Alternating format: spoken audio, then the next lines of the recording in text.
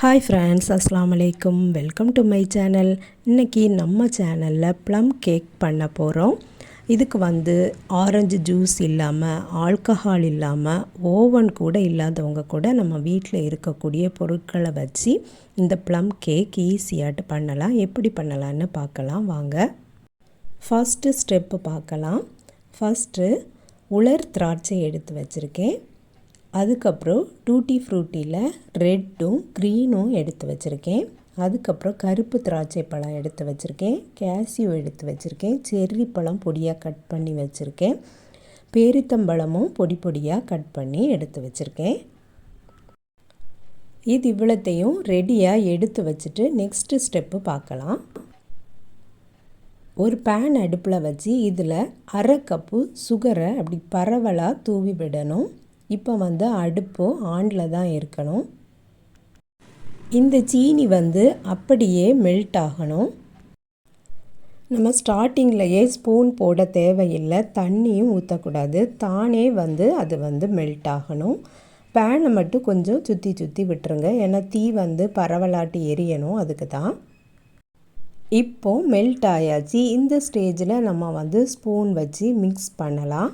ஓவராட்டு colour வந்துடக்கூடாது, ஏன்னா கரிஞ்சு போயிடும், கசக்க ஆரம்பிச்சிரும். இந்த ஸ்டெப்லையே தீயை ஸ்லோவாக வச்சுட்டு கொதிக்க தண்ணி நான் எடுத்து வச்சுருக்கேன். ஒரு 1/4 கப் எடுத்து வச்சுருக்கேன். அதை இந்த கேரமலில் ஊற்றிடலாம்.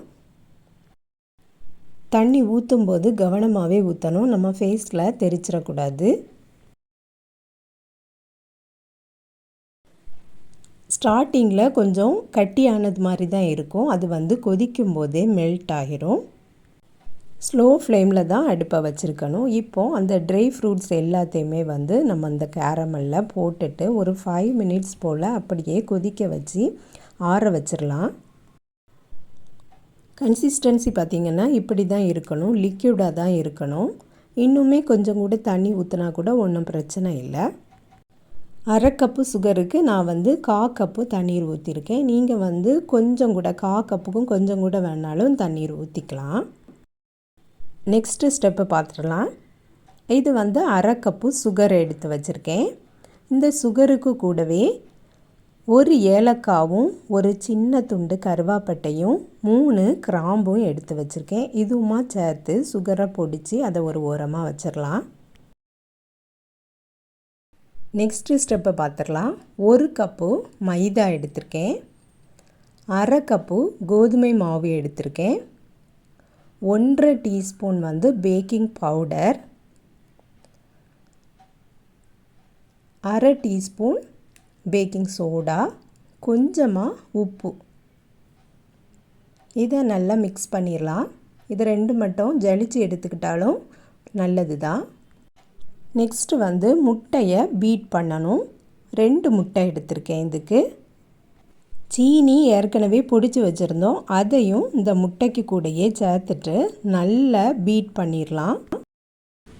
பீட்டர் கூட இல்லை அப்படின்னா ஹேண்ட் விஸ்க் வச்சு நல்லா கையாலே ஒரு 15 மினிட்ஸ் போல் பீட் பண்ணணும். இந்த மாதிரி வெள்ளையாக வரணும், அது வர பீட் பண்ணி எடுக்கணும்.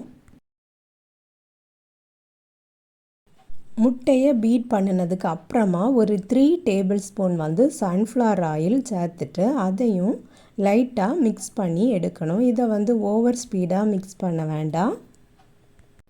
பீட்டரை எடுத்து மாற்றி வச்சிடலாம், இனி நமக்கு தேவையில்லை. எல்லாம் மிக்ஸ் பண்ணினதுக்கு கூடவே ட்ரை இன்க்ரீடியன்ஸை போட்டு நம்ம கட் அண்ட் ஃபோல்டு மெத்தடில் மிக்ஸ் பண்ணணும்.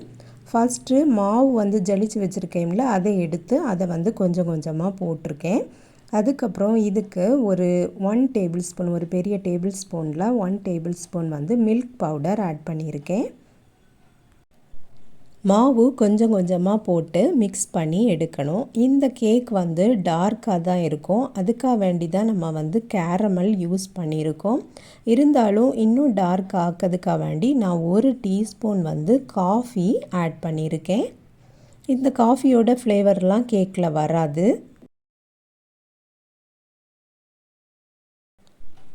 ஒரு டேபிள் ஸ்பூன் ஸ்ட்ராபெரியோட க்ரஷ் நான் சேர்த்துக்கிறேன். இதையும் நம்ம வந்து சேர்க்கும்போது கூட கொஞ்சம் அந்த கேக் வந்து நல்ல டேஸ்ட்டாக இருக்கும். நம்ம வந்து கேரமலில் சேர்த்த அந்த ட்ரை ஃப்ரூட்ஸையும் இதில் சேர்த்துடலாம். கேரமலில் மிக்ஸ் பண்ணி இருந்ததில் கொஞ்சம் சிரப் இருந்தது, அதையும் நான் வந்து இந்த மிக்ஸு கூடவே சேர்த்துட்டு நல்லா மிக்ஸ் பண்ணி எடுத்துடலாம். நான் வந்து இந்த கேக்கில் வெண்ணிலா எசன்ஸ் வந்து சேர்த்துக்கிடலை. கேக் டின்னில் கீழே வந்து பட்டர் ஷீட் போட்டு நான் ஆயில் அப்ளை பண்ணி வச்சுருக்கேன். அதில் வந்து நம்ம ட்ரான்ஸ்ஃபர் பண்ணிடலாம். ஃபுல்லாக ஊற்றுனதுக்கப்புறமா 2 மட்டும் டேப் பண்ணி விட்டுருவோம். விட்டுட்டு அதுக்கப்புறம் மேலே கொஞ்சம் டெக்கரேட் பண்ணிடலாம். பச்சை கலர் டூட்டி ஃப்ரூட்டி சேர்த்துருக்கேன். அதுக்கப்புறம் கொஞ்சம் செர்ரியும் சேர்த்துடலாம். பாதாம் தோல் உரித்து எடுத்து வச்சுருக்கேன், அதையும் சேர்த்துடலாம். அவ்வளோதான், டெக்கரேஷன் போதும். அடுப்பில் வைக்கிறதுனால நான் வந்து ஒரு பேன் அடுப்பில் வச்சுருக்கேன். அதை வந்து ப்ரீஹீட் பண்ணி வச்சுருக்கேன். அதுக்கு மேலே ஒரு ஸ்டாண்ட் வச்சு இந்த டின்னை வந்து அப்படியே வச்சு மூடி வைக்க போகிறோம். இப்படி தான் நம்ம வந்து பேக் பண்ணுறது. மீடியம் ஃப்ளேமில் 40 மினிட்ஸ் வச்சு எடுக்கணும்.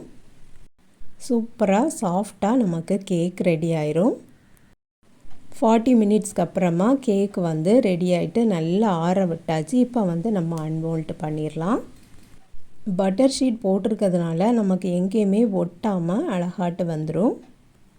கிறிஸ்மஸ்னாலே எல்லா பேக்கரியிலையுமே ப்ளம் கேக் இருக்க தான் செய்யும். அதில் சேர்த்துருக்கக்கூடிய அந்த ட்ரை ஃப்ரூட்ஸ்லாம் வந்து அவங்க வந்து எப்படி ஊற வைக்கிறாங்க அதெல்லாம் நமக்கு தெரியாது. இது வந்து நம்ம கண்முன்னே நம்மளே செய்கிறது.